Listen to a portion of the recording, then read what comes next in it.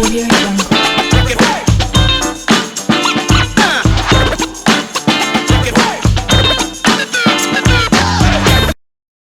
Yo yo yo yo, c'est Lord Vendetta avec vous, j'espère que vous allez bien. On est mercredi, il fait froid à Montréal, mais bon, j'espère que vous passez un merveilleux mercredi. Sinon, on commence sans perdre trop de temps. Tout d'abord, avant d'aller plus loin, j'aimerais remercier tous mes Patreons, bien sûr. Donc je commence avec Enzo Lapino, Noni, Amin Yacoubi, Franck C37, Didiso, Big Lolo 180, Dolion, Juju, Angélique, Big Mimi Mounir, Mr. Biggie, Johnny B. Good, Yann May, El Calibré, Bill Life, Coutinho de Kentucky, 007 Popo, Franch XRP Hodler et Bex. Coutinho de Kentucky, je te souhaite un bon rétablissement mon gars et mes pensées sont avec toi et t'inquiète pas, tout ira bien. So, avant d'aller plus loin aussi, j'aimerais remercier tout le monde pour vos visionnements, pour vos commentaires, pour vos likes, pour tout ce que vous faites sérieusement quotidiennement sur toutes les plateformes, sur tous les réseaux sociaux, Telegram, Twitter, Instagram, etc. etc. Merci, merci, merci, force à vous. C'est grâce à vous que je vais continuer à faire ce que je fais à chaque jour. Ok? Bon, so aujourd'hui, ça va être une vidéo pas très longue parce qu'il n'y a pas trop de choses, mais il y a quand même des bonnes nouvelles concernant la SEC, concernant le corridor Japon et Singapour. J'ai déjà parlé de ça hier dans ma vidéo de YouTube, mais là on va parler de ça encore plus en détail. Sinon on va parler aussi du IRS, les taxes sur les cryptos, etc. Donc c'est des nouvelles, donc voilà, je vais partager ça avec vous aujourd'hui. So, sans perdre trop de temps, avant d'aller plus loin, si vous voulez faire partie de mon Patreon pour supporter et m'aider, supporter la chaîne, ben vous pouvez cliquer sur le lien qui est juste en bas. C'est Patreon, donc c'est pour supporter ma chaîne. Et moi, en retour, ben, je vais citer votre nom comme j'ai fait avec mes Patreons. Donc je vais citer votre nom et je vais vous remercier sur chacune de mes vidéos et sur chacun de mes live streams. Ok, vous n'êtes pas obligé de le faire, mais c'est un plus. Voilà. Sinon, je vous conseille fortement de suivre le Telegram, le groupe Telegram francophone concernant XRP et Ripple. Donc c'est des nouvelles pertinentes, des nouvelles importantes, filtrées, pas n'importe quoi, pas du négatif, positif, seulement des choses vraiment importantes que n'importe qui devrait savoir sur XRP et Ripple. Et je vous conseille fortement d'être dans ce groupe. Là, on parle d'un groupe de presque 7000 personnes et le lien, il est juste en dessous de ma vidéo. Ok? So, sans perdre trop votre temps, on commence. Le XRP, 37 sous, une hausse de 3,58%, toujours en euros. Et le market cap, 17 milliards, une hausse de 3,71%. Le volume dans les dernières 24 heures, on parle de 2 milliards, une baisse de 4,68%. Et le circulating supply, toujours 45 milliards de XRP en circulation. Le market cap, 1 trilliard 302 milliards et le volume dans les dernières 24 heures, on parle de 108 milliards et la BTC Dominance, on parle de 61,2%, donc on voit une légère hausse depuis la semaine passée. Ok? Bon. Aïe aïe, donc là je vais parler un peu de trading. Donc vous le savez, je suis pas un trader, mais il y a un truc ici que j'aimerais que vous sachiez. Là on est dans le weekly, donc chaque candle, chaque barre, elle représente une semaine. Mais ce que j'ai aimé ici, c'est que là maintenant c'est un nouveau week, donc donc on est mercredi, donc on est déjà au milieu de la semaine. Et là on voit vraiment, si on remarque ici, hein, en 2017, ça c'était le dernier bull run, pas le dernier bull run, ça c'est, excusez-moi, ça c'est le dernier bull run, mais ça c'est l'avant-dernier bull run. Donc là on voit vraiment, il a touché le 41, le 40 sous. Et là ce qui est cool ici, et je voulais partager ça avec vous, parce que même moi je suis comme nice, on voit les dernières candles, les dernières barres ont vraiment respecté le support. Donc avant c'était une résistance, maintenant c'est devenu un support. Donc ça c'est une très bonne chose. Ça veut dire s'il reste en dessus de cette ligne, ça se peut qu'on verra des plus gros prix. C'est sûr, le premier prix ça sera 65 sous, après ça sera 76 sous, après ça sera 96 sous et on continue. Mais c'est une très bonne chose. XRP est en train de se positionner pour des higher prices. C'est une probabilité, rien n'est sûr, mais il y a beaucoup plus de traders qui disent la même chose. C'est en train de se préparer. Donc voilà, juste watch out et surveillez le tout. Bon, on avance. Donc le premier article, on parle de Audience Gensler. Non seulement XRP, Ethereum est-il également une cible de la SEC. Donc vous savez, hier il y avait Gensler, donc hier il y avait l'audience de Gensler, donc tout le monde parlait de Gensler. Gary Gensler, c'est le nouveau chairman de la SEC. C'est un gars crypto-friendly, c'est un gars de la crypto, c'est un gars qui enseigne au MIT sur la crypto, sur l'internet de la valeur, sur la crypto, etc. etc. Donc c'est un gars qui connaît, il sait qu'est-ce qui se passe. Donc hier, devant le Sénat, devant le Congress, ils lui ont posé des questions et lui il a répondu d'une façon générale. Donc oui, il y a beaucoup de monde qui collait ça à XRP Ripple, mais ça n'avait aucun rapport avec XRP Ripple. Mais ce qui est bien, c'est que on voyait dans ses réponses que le mec était ouvert d'esprit pour ce genre de technologie. Ok, donc ça c'est une très très bonne chose à mon avis. Il y a d'autres personnes qui disent non, il va nous empêcher à avancer, il va nous retarder, etc. Mais moi je pense que ça sera le contraire parce que c'est un gars qui sait qu'est-ce qui se passe. Il sait exactement qu'est-ce qui se passe et lui c'est un enseignant au MIT sur la crypto, sur les digital assets et sur l'internet de la valeur. Ok, l'audition de Gary Gensler peint un avenir plutôt sombre pour l'espace cryptographique aux États-Unis, car il pourrait continuer à réglementer avec des litiges. Non seulement XRP, mais aussi Ethereum pourrait être ciblé par la SEC. Ah, parce que Ethereum, avant, ils l'ont déclaré comme une commodité. Mais maintenant, avec le combat de Ripple et la SEC, et Ripple avec les arguments qu'elle a sortis contre la SEC, comme quoi, pourquoi tu as déclaré Ethereum comme une commodité, et le fait qu'ils ont fait un ICO, le fait qu'ils ont fait plein de choses, donc hey, qu'est-ce qui se passe? Donc, ça se peut que maintenant ils retombent sur Ethereum, sans oublier les autres coins. Donc les autres coins, c'est sûr et certain, ils vont passer par tout, ils vont passer par la SEC va passer par toutes les autres coins. Donc il faut vraiment faire attention sur quel genre de asset vous avez investi sur le long terme, parce que si vous êtes là sur le long terme et vous avez, je sais pas moi, 20-30 assets et vous pensez qu'ils vont tous réussir, ben vous devez vraiment faire attention et revoir votre plan, ok? Alors que le discours d'introduction de Gary Gensler en tant que nouveau président de la US Securities and Exchange Commission semblait toujours être un signal positif pour le monde de la cryptographie. L'audition devant le comité bancaire du Sénat américain a été une grande déception. Comme l'a demandé Jeremy Hogan, un avocat populaire de la communauté XRP, il pourrait y avoir beaucoup de manques sombres pour l'espace crypto. Là, on parle de l'espace crypto, on ne parle pas de XRP.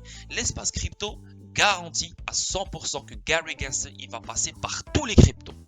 Il va démonter la plupart des cryptos. Les seuls cryptos qui vont rester, c'est les seuls cryptos qui vont aider le système financier et qui vont aider le monde d'une façon énorme, d'une façon très importante. Le reste va partir. Donc moi, ça ne me dérange pas de voir le reste partir. Moi, j'aimerais voir juste ceux qui vont rester avec une utilité énorme et importante dans l'espace. Bien sûr. Donc moi, oui, ça crée de la peur, ça crée du doute pour la crypto au complet, parce que Gary Gensler, il est reconnu d'être ferme et droit.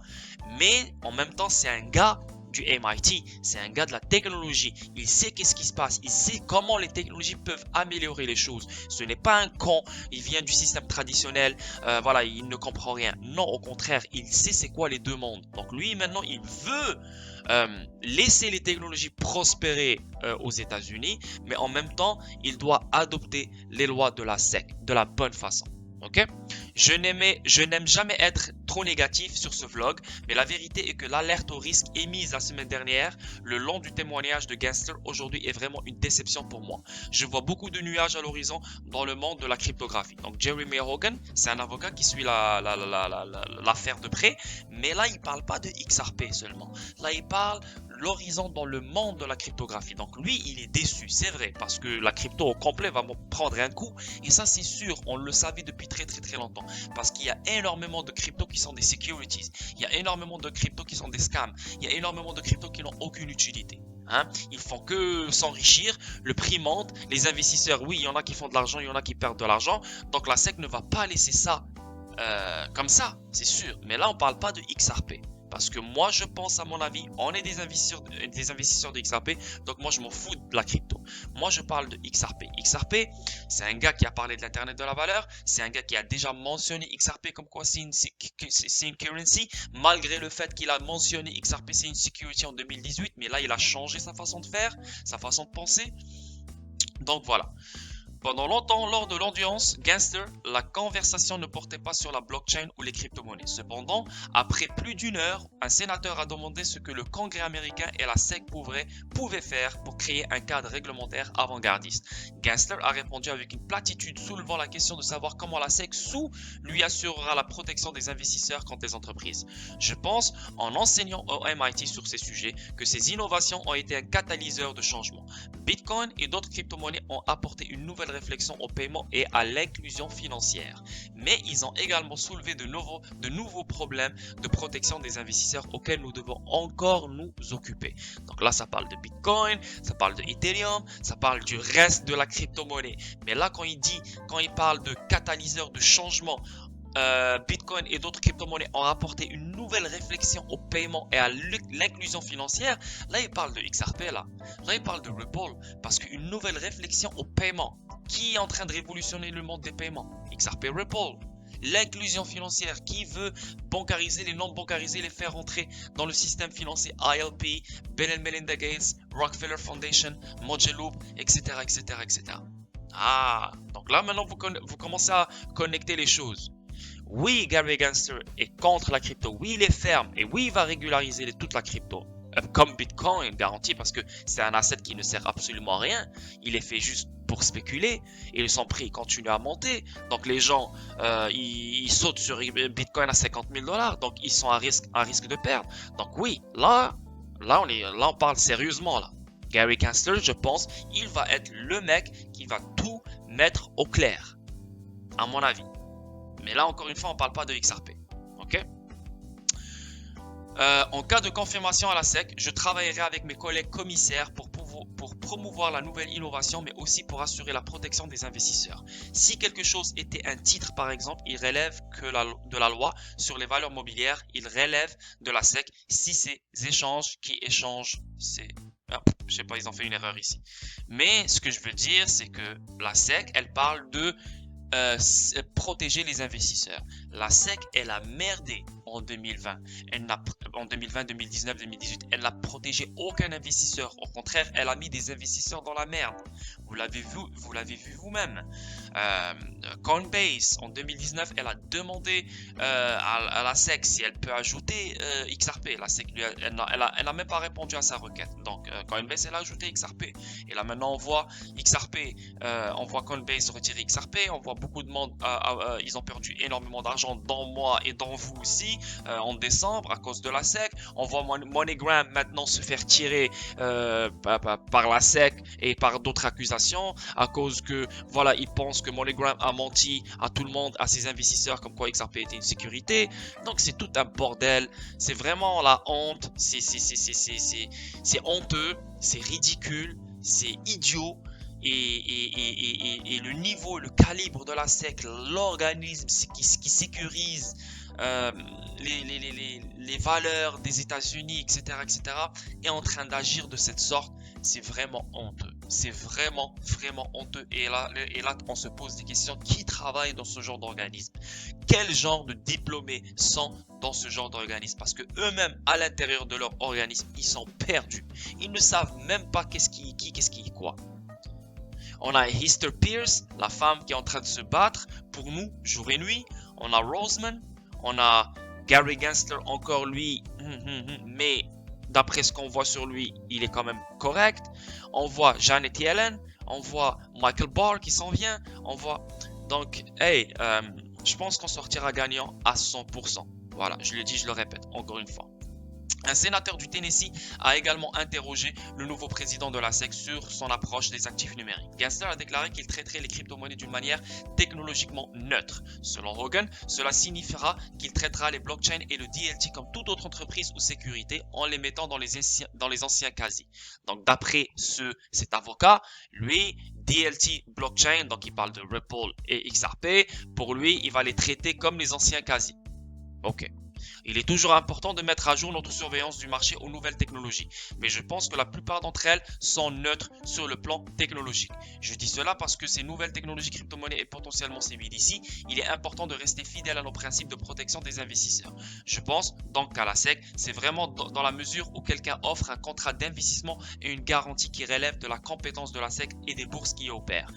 Encore une fois, il vient de le dire. Je pense donc qu'à la SEC, c'est vraiment dans la mesure où quelqu'un offre un contrat d'investissement. Est-ce que nous, on a eu un contrat d'investissement avec Ripple? Non. Alors, c'est fini. On arrête de parler. Sinon, c'est une marchandise comme Bitcoin a été jugé. Sinon, c'est une marchandise comme Bitcoin a été jugé. Voilà. Ah, whatever. Le sénateur du Wyoming, un État américain qui est très progressiste et où Ripple a également récemment enregistré une nouvelle société, a abordé le point de Gensler selon lequel la SEC a été un trou noir pour le progrès jusqu'à présent et si cela va changer. Oui, parce que la SEC, depuis que la crypto elle est là, ça fait 8 ans que Ripple éduque les gens, ça fait 8 ans que le Ripple éduque les régulateurs, 8 ans qu'elle éduque les banques, les payment providers, les market makers aux États-Unis et partout dans le monde. 8 ans qu'elle connaît la SEC. La SEC, 8 ans qu'elle connaît Ripple. Elle connaît les objectifs de Ripple. Elle connaît XRP. Elle sait exactement tout ce qui se passe. Parce que Ripple est connecté avec le US Treasury Department. Elle est connectée avec la Federal Reserve. Vraiment, c'est une relation de 8 ans. Si tu veux vraiment. Parce que Ripple a toujours été aux États-Unis. La SEC, c'est un organisme de régulation. Et Ripple, depuis 8 ans, elle éduque le monde de la finance sur la blockchain et DLT. Ça, on le sait. Et là, depuis 8 ans, dans ces 8 ans-là, il donne feu vert à Bitcoin et Ethereum. Et une compagnie américaine qui est en train d'éduquer les gens, d'éduquer le nouveau monde, les gens sur le nouveau monde, a des complications avec un organisme qui fait partie du même pays qu'elle. Et là maintenant, c'est vraiment un trou noir dans le processus de ces technologies, dans la prospérité de ces technologies. Et là, c'est difficile et c'est la SEC vraiment qui est en train de retarder ça, qui est en train de compliquer ça. C'est incroyable. Bref, on continue. Gensler a également évité cette question de savoir comment la SEC peut aider les entreprises de la blockchain se référant à nouveau à la protection des investisseurs. Donc là, il revient toujours sur la protection des investisseurs, mais la SEC n'a pas protégé les investisseurs. Vous faites quoi de nous? Hein, des millions de gens, il y a même quelqu'un, je lui ai parlé sur Twitter, il voulait se suicider le mec, ça se peut même qu'il s'est suicidé. C'est très triste, mais je lui ai parlé, mais je l'ai tagué sur Twitter, je lui ai dit hey, écris-moi blablabla, et là maintenant ça fait juste aujourd'hui, ce matin je me réveille, c'est une personne qui a pris son compte et elle parle à sa place, comme quoi voilà, il est parti, etc. Tu sais, ça fait mal, il y a des gens comme lui qui se sont suicidés, etc., etc. Et là, ça parle de protéger les investisseurs. Ils sont en train de protéger leurs fesses. C'est des gens, c'est la SEC, c'est vraiment... Tout le monde parle mauvais de la SEC parce que c'est des gens qui détruisent la vie de beaucoup de personnes. Et là, ils parlent de protéger les investisseurs. C'est dégueulasse. C'est triste. Ça fait mal pour vrai. Anyway. Enfin, Hogan a noté que les réponses de Gensler concordaient avec le récent avertissement de risque de la SEC pour les actifs numériques, ce qui n'est pas un bon signe pour le monde de la cryptographie. Encore une fois, pour le monde de la cryptographie et non pour XRP et Ripple.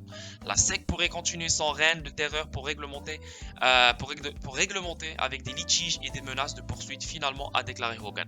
Même Ethereum pourrait être ciblé par la SEC sous la direction de Gensler, Hogan a déclaré. Il dit que c'est depuis des années maintenant, mais bon, je pourrais ou ne pas l'entendre. Selon Gensler, la SEC va effrayer les entreprises pour les mettre en conformité et cela se fera par le biais de litiges et de menaces de litige. Oh my god! Le film vient tout juste de commencer. Là, bientôt, durant cette année, on va entendre des coins qu'on connaît très très bien, qui vont commencer à disparaître. Un par un, ils vont commencer à disparaître et c'est fini, c'est comme ça parce que encore une fois 90% des coins ne servent à rien, ils sont là juste pour être là. Et qui s'enrichit, c'est les gens qui contrôlent ces coins-là qui s'enrichissent. Ripple, c'est différent. Ripple, c'est je sais pas comment dire, c'est comme Netflix. Netflix, elle a changé le monde du cinéma et le monde du film. Hein? T'as plus besoin d'aller au cinéma, chez toi, tu regardes n'importe quel film. C'est exactement ça. Il n'y a pas un autre Netflix. Il y a eu Amazon Prime, c'est le compétiteur qui est venu après Netflix, mais il n'y a pas un autre Netflix. C'est la même chose, comme Ripple. Il n'y aura pas un autre Ripple, parce que c'est la seule compagnie qui est en train de mettre en place l'Internet de la valeur, dont Gary Gensler, sur lequel Gary Gensler a fait un cours au MIT. Donc, il faut vraiment filtrer les choses et différencier les choses. XRP Ripple, c'est quelque chose de gros. Personne ne peut l'arrêter. Là, on est dans un film. On est dans un cinéma indien. On est dans un cinéma de merde. Et là, je pense, encore une fois, je le dis, je le répète, cette année, ça va finir. Ok? Bon. On avance au deuxième article. Et là, ça, c'est un truc que j'ai parlé de ça hier. Excusez-moi. J'ai parlé de ça hier sur ma vidéo de YouTube. Donc, vous pouvez revenir un peu en arrière. Vous pouvez revenir en arrière. Mais c'est Crypto Harry qui a parlé de ça. Donc, parce qu'elle est au Japon. Et elle reçoit directement les informations japonaises. Donc, tout ce qui est SBI Holdings, tout ce qui se passe avec le Japon, XRP, etc. au Japon. Donc là, c'est venu de elle. Et elle a fêté. Donc, avec une bouteille de champagne, etc. Donc, moi, j'ai déjà parlé de ça dans ma vidéo d'hier. Et voilà, j'ai fait un résumé. Là maintenant, c'est sorti aujourd'hui. Là, on va vraiment lire qu'est-ce qui a été dit. FXCoin teste le règlement à terme basé sur XRP avec entreprises étrangères. FXCoin et Sumitomo ont piloté une transaction à terme basée sur XRP au Japon vers Singapour. Désolé. Via la plateforme internationale de transfert de fonds développée avec SBI. Le test visait à démontrer les transactions entre les entreprises japonaises et les contreparties étrangères. La plateforme de transfert de fonds basée sur XRP pour les paiements internationaux développée par FXCoin et SBI Holdings continue de faire des progrès significatifs comme FXCoin l'a récemment signalé. Dans le cadre d'une expérience de démonstration, la société a effectué une transaction en terme en utilisant XRP avec Sumitomo Corporation pour envoyer un paiement à Singapour le 25 février 2021. Waouh, quand même.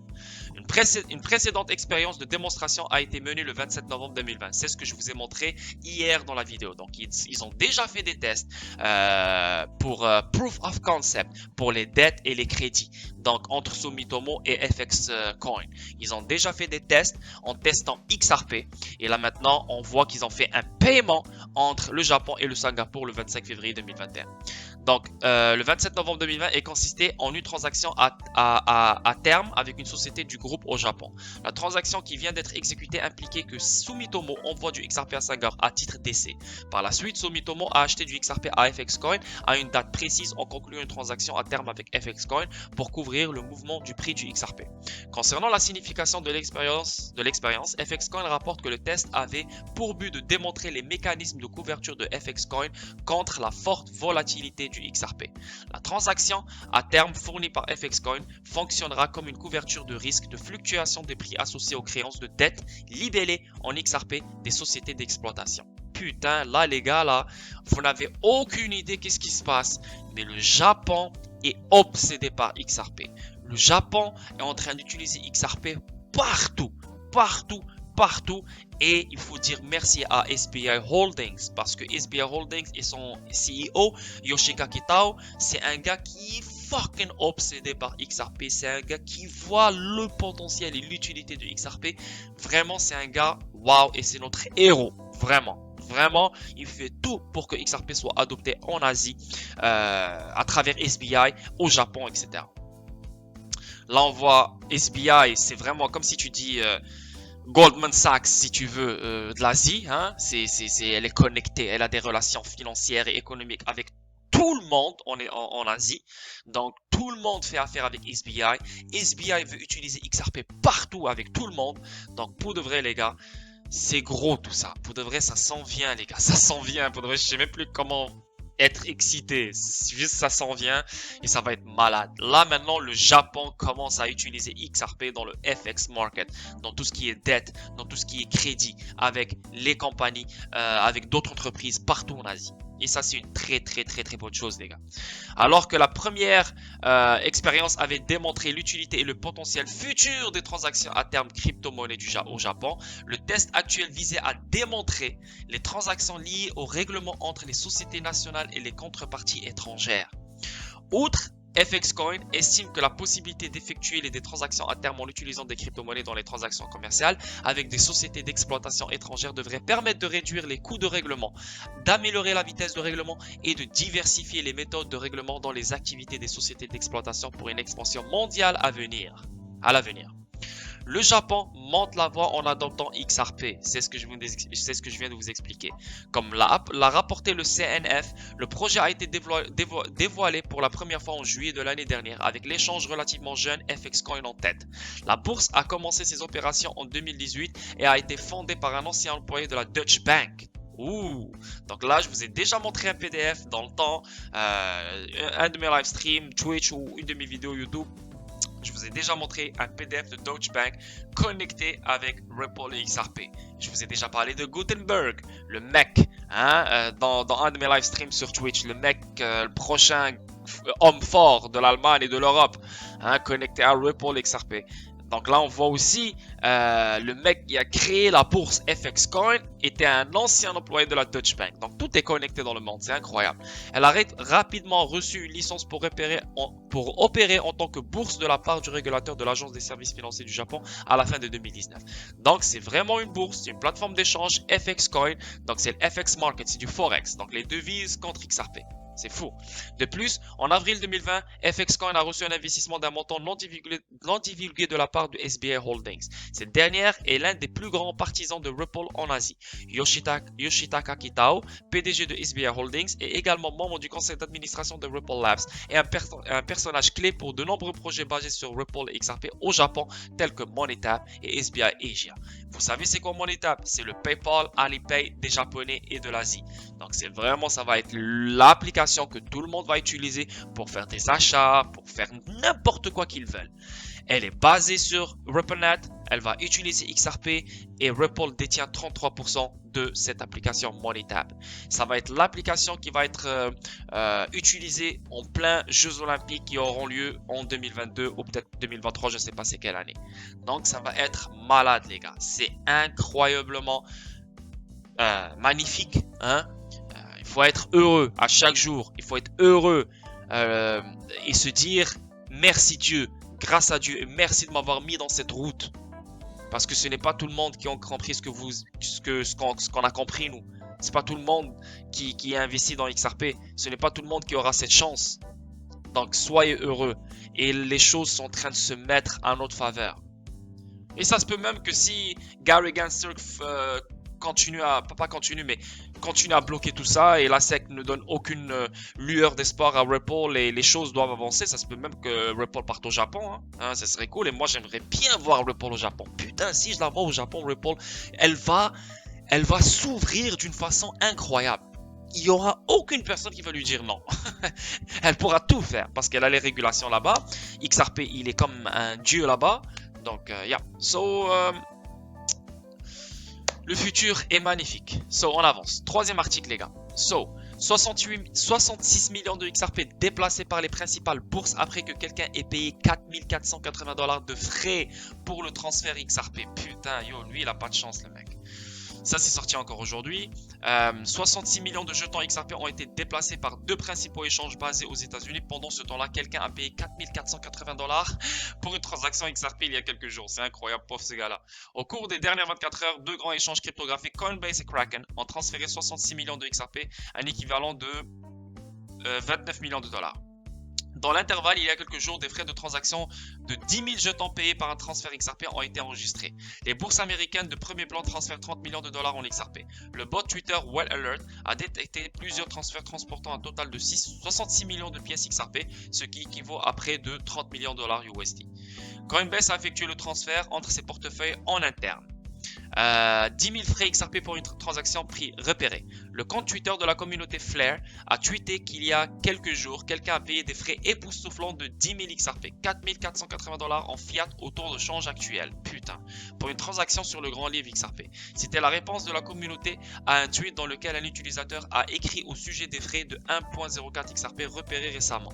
Le compte Flare Community a ajouté que les frais du grand livre XRP peuvent être définis par programme. Cependant, la raison de ces frais élevés n'a pas été divulguée ou expliquée. Normalement, tu payes pas ce genre de frais sur le XRP Ledger. Normalement, c'est des frais invisibles. Comme tellement elles sont minimes, elles sont invisibles. Et là, maintenant, il y a un gars qui a payé 4480 $ dans une transaction sur le XRP Ledger. Là, on ne sait pas qu'est-ce qui se passe. Il n'y a pas d'explication pour ça. C'est bizarre. C'est vraiment très, très, très bizarre. Mais voilà, on verra. Ça, on l'a lu la dernière fois. Jay McCaleb va recevoir 627 millions d'XRP. J'avais parlé de ça dans ma vidéo hier. Voilà. Donc, on avance. So, ça, c'était la première partie sur Ripple. Qu'est-ce qui se passe avec FX Coin, etc. Là, maintenant, on va parler de comment les banques et les sociétés financières peuvent bénéficier des monnaies numériques. Il y a 3 ans, les monnaies numériques semblaient être un avenir lointain. Mais maintenant, pour les banques et les sociétés financières européennes, cet avenir est imminent. Ces dernières années, alors que les monnaies numériques sont devenues plus populaires, de nombreuses plateformes sont désormais réglementées, autorisées et pleinement conformes au marché des services financiers. Alors que doivent faire les banques et les fintechs pour répondre à la demande des consommateurs pour de nouveaux services financiers. Vous voyez, il a dit, il y a 3 ans, les monnaies numériques semblaient être un avenir lointain. Oui, croyez-moi, si on n'avait pas vécu ce qu'on a vécu en 2020. Le fait qu'on a vécu ce qu'on a vécu en 2020, tout ce qui était lointain est devenu proche. Tout ce qui était supposé faire il y a 10 ans, ils l'ont fait en quelques mois. Donc voilà, c'est ça la raison pourquoi ce qu'on a vécu. La raison, c'est pas pour rien ce qu'on a vécu en 2020. Ils sont prêts pour un changement total, radical dans le système financier, dans nos vies. Donc c'est pour ça qu'ils ont créé ce qu'ils ont créé en 2020, pour faire ce changement. 2020 a été une année importante pour la numérisation car les verrouillages à travers le monde signifiaient que la vie de nombreuses personnes était entièrement en ligne. Un récent discours de la Banque des règlements internationaux a noté que notre économie est au milieu d'une révolution technologique, ce qui signifie qu'il existe de nombreuses nouvelles opportunités pour les secteurs bancaires et fintech. Il existe déjà de nombreuses entreprises qui utilisent activement les monnaies numériques, mais elles ont désormais... Il existe déjà de nombreuses entreprises qui utilisent activement les monnaies numériques. Mais elles ont désormais besoin des plateformes appropriées pour gérer ces nouveaux instruments financiers. Bien que Bitcoin soit la crypto-monnaie la plus connue, il existe de nombreuses autres options populaires, y compris les pièces stables, qui sont des devises numériques liées à une monnaie fiduciaire ou à un actif. Voilà. En réalité, les banques n'ont pas besoin d'intégrer la technologie de la blockchain ou d'investir des millions pour récolter les fruits des monnaies numériques, car la majorité des banques et des institutions financières disposent déjà des processus requis. Il suffit de les mettre à niveau et de les amener sur un nouveau marché. Jetant un coup d'œil à la portée de la mise en œuvre des monnaies numériques et aux méthodes d'utilisation de ces instruments financiers pour travailler efficacement avec les innovations récentes. Les banques comme infrastructure, participation au sandbox réglementaire, licence, stablecoin monnaie numérique de la Banque centrale CBDC, service de garde, lutte contre blanchiment d'argent, projet conjoint. C'est sûr et certain, je ne vais pas lire tout ça, mais je vais lire cette partie qui me semble le plus correct. Voilà. Par nature, travailler avec ce type de monnaie numérique implique des paiements, ce qui signifie que les banques et les fintechs doivent envisager d'intégrer ces crypto-monnaies dans leurs services afin de réaliser un profit. Le PDG de PayPal, Don Schulman, a déclaré à CoinDesk que les portefeuilles numériques de PayPal pourraient être utilisés par la distribution de la CBDC aux consommateurs à tous les niveaux de revenus. En février, Mastercard a annoncé qu'avec Island Pay, elle lançait la première carte liée à la CBDC au monde. Cela fait suite au partenariat de Mastercard avec Wirex et BitPay, ce qui signifie que Mastercard commencera bientôt à traiter les paiements cryptographiques en pièces stables, offrant aux clients les méthodes de paiement les plus pratiques. Et la dernière fois, je vous ai montré dans une de mes vidéos YouTube, Mastercard va offrir des XRP comme en cashback. Donc si quelqu'un gaspille $10 000 avec une carte de crédit Mastercard, il va recevoir 5% en cashback, 5% en XRP en cashback. Donc voilà. So, ça c'est...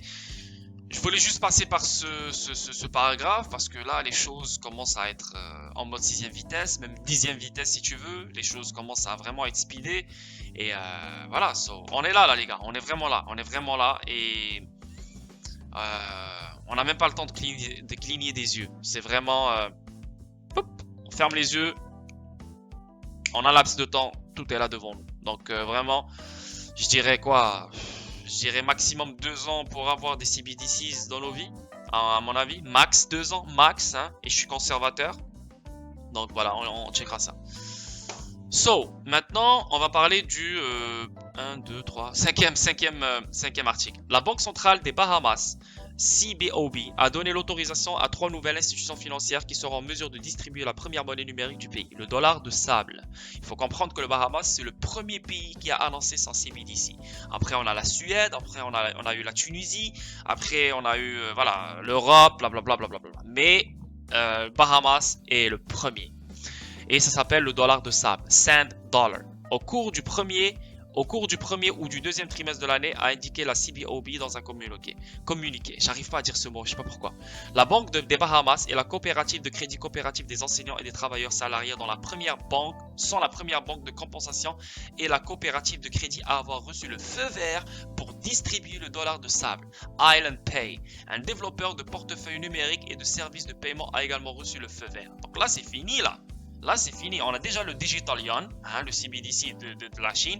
Il est déjà partout. Le gouvernement qui paye déjà ses employés 50% en argent normal et 50% en CBDC, en Digital Yuan. Déjà, ils incitent les gens à utiliser le Digital Yuan en faisant des concours, en faisant plein de choses. Donc, c'est vraiment, ça fait très longtemps là qu'ils ont commencé à faire ça. Là, maintenant, on voit le Bahamas qui donne le feu vert à coopérative de crédit. La coopérative de crédit coopérative des enseignants et des travailleurs salariés, à des portefeuilles digitales pour utiliser Island Pay, pour utiliser le dollar de sable et offrir le dollar de sable. C'est incroyable. Donc c'est fini là, on est là les gars, on est là. Je viens de vous dire, si on cligne des yeux, on va rater un gros chapitre. C'est là. Bahamas, elle a commencé, le Digital Yuan est là. La Suède, bientôt on va la voir. Donc c'est fini, il reste juste les gros pays. Donc c'est pour ça, si vous pensez que tout ça va prendre un autre 5 ans, vous êtes dans l'erreur. Voilà, ça je vous le dis clairement. Vous êtes dans l'erreur. Si vous pensez que ces choses-là vont prendre un autre 5 ans, vous êtes dans l'erreur. L'économie mondiale ne peut pas attendre 5 ans. Et les systèmes de paiement et toute cette économie, tout ce système financier ne peut pas attendre 5 ans les bras croisés. C'est impossible. Ok? Donc on avance. Ces organisations sont désormais autorisées à distribuer la monnaie numérique et ont obtenu la désignation d'institutions financières autorisées $100. Donc là vraiment ils sont autorisés à distribuer la monnaie, c'est fini là. Ces 3 institutions sont en train de finaliser les procédures internes et commenceront à offrir des services $100 au public au cours du premier ou du deuxième trimestre 2021. Là on parle de maintenant. Premier trimestre c'est janvier-mars. Deuxième trimestre c'est mars, avril-mai. C'est avril-mai-juin. Donc en juin. Donc entre maintenant et juin, le $100 va être utilisé publiquement. C'est fou là, aux Bahamas. Alors qu'Island Pay distribuera $100 via son propre portefeuille numérique, CBOB a déclaré que BOB et la coopérative de crédit coopérative des enseignants et des travailleurs utiliseraient son portefeuille $100 développé en 2019. Selon la Banque centrale, tous les AFI $100 sont soumis à des évaluations de cybersécurité rigoureuses par une société internationale indépendante avant d'être confirmée. Cette évaluation de la cybersécurité évalue les applications personnalisées des AFI, les postures de sécurité globale des entreprises et examine les pratiques de codage appliquées dans le développement des applications.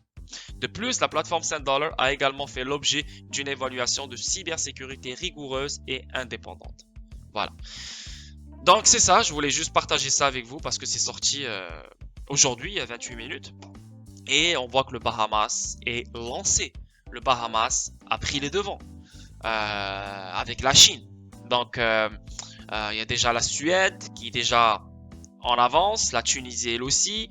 Je ne sais pas où ils sont rendus avec leur CBDC, mais les gars, on a déjà 2 pays qui ont lancé leur CBDC publiquement. C'est mort. Le domino est en marche. c'est mort. Ok? Donc c'est une très bonne nouvelle pour nous, vu qu'on est investi dans ce nouveau monde, dans le nouveau monde moderne, vu qu'on est investi dans les digital assets, donc tout ce qui est CBDC nous parle, nous importe. Donc voilà les gars. So je vais parler du dernier article et c'est celui-là. IRS affine les règles de la cryptographie à l'approche de la saison des impôts. Vous savez, c'est le début de l'année, donc c'est les impôts, c'est l'année des impôts. Aïe, donc tout le monde est en train de stresser. Moi aussi je stresse pour de vrai, mais bon, on verra. L'Internal Revenue Service IRS des États-Unis a récemment mis à jour sa foire aux questions, précisant si les contribuables doivent réclamer des actifs cryptographiques dans leur déclaration de revenus. Ben oui, c'est sûr et certain que tu dois déclarer.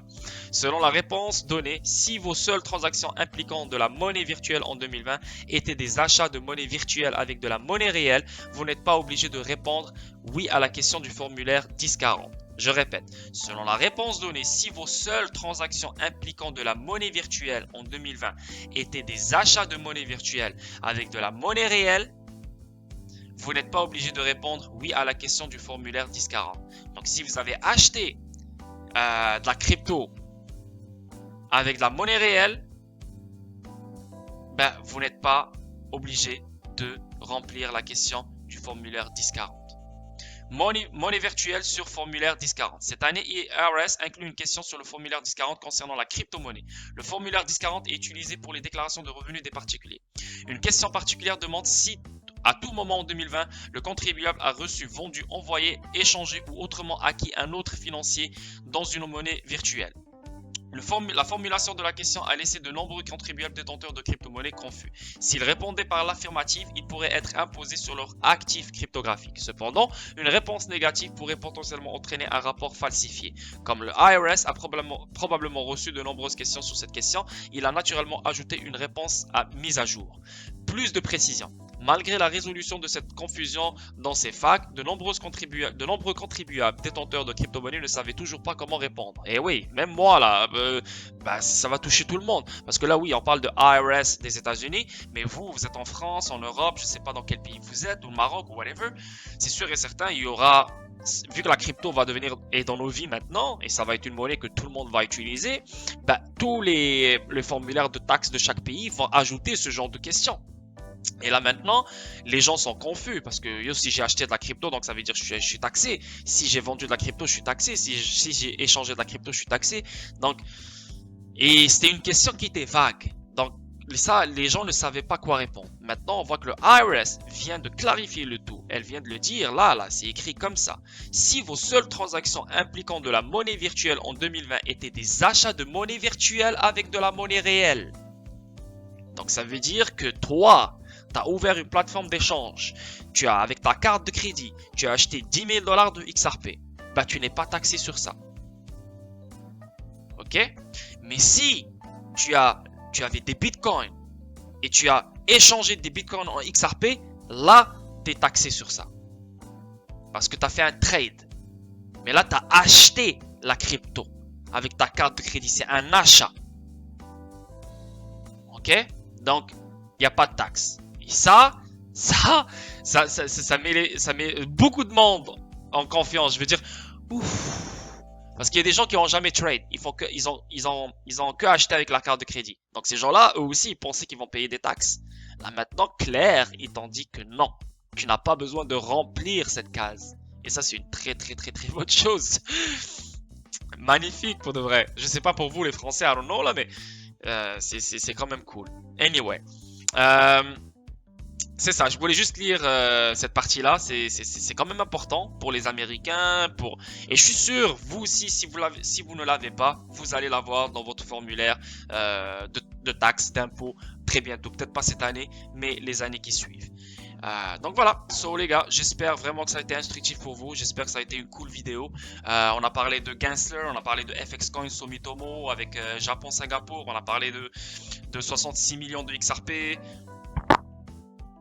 qui est en train de se faire les transferts de XRP qui se font entre les bourses. On a parlé des banques, on a parlé de $100 Bahamas. Donc voilà, c'était pas quelque chose de gros, c'est pas quelque chose de spécial, mais c'était des nouvelles qui sont sorties aujourd'hui, donc je n'ai pas le choix de les partager avec vous pour vous garder à l'affût, les gars.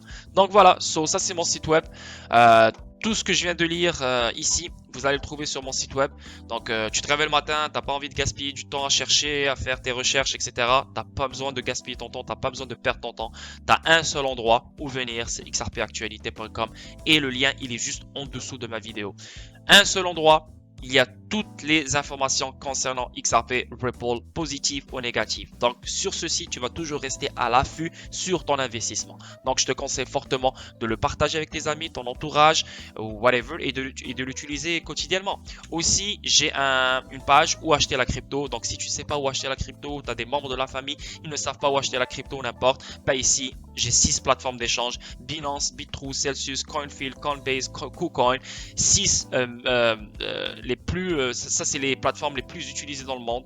Elles sont très grandes, sécuritaires. Donc n'importe quoi que tu vas acheter, XRP, Bitcoin, Ethereum, tu as 6 plateformes ici. Et ici, tu peux acheter même le Ledger pour sécuriser tes cryptos que tu vas acheter sur ces plateformes. Donc voilà, c'est un site web. il y a tout là-dedans. Et aussi, vous pouvez même cliquer ici sur Communauté XRP Franco qui vous emmène à un Telegram sur lequel j'ai parlé au début de la vidéo. Donc voilà, c'est exactement lui. C'est un groupe Telegram, canal francophone sur l'actualité de Ripple et du XRP. L'objectif est d'avoir un groupe non envahi de messages où l'on peut lire l'actualité traduite. Voilà, donc voilà, vous pouvez le voir ici. Et voilà, ici vous pouvez voir ma dernière vidéo, ouverture d'un nouveau couloir Japon-Singapour avec XRP. La vidéo que j'ai mise hier, eux-mêmes, ils l'ont postée ici. Donc je vous conseille fortement de suivre ce Telegram groupe. On parle de 677 personnes.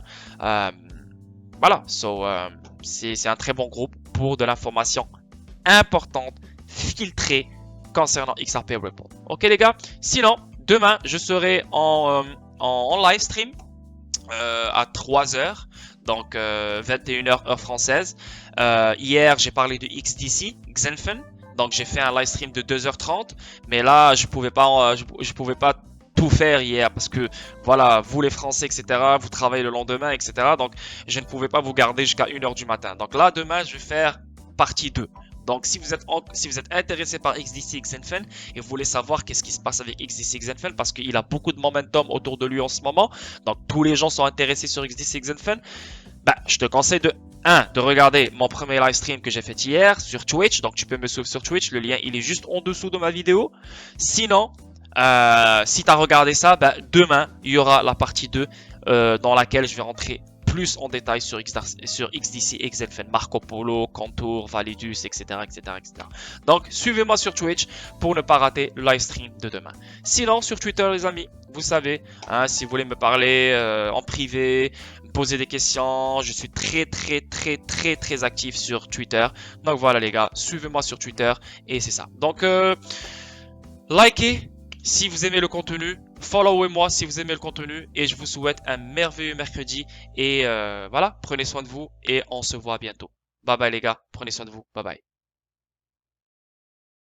Audio Jungle.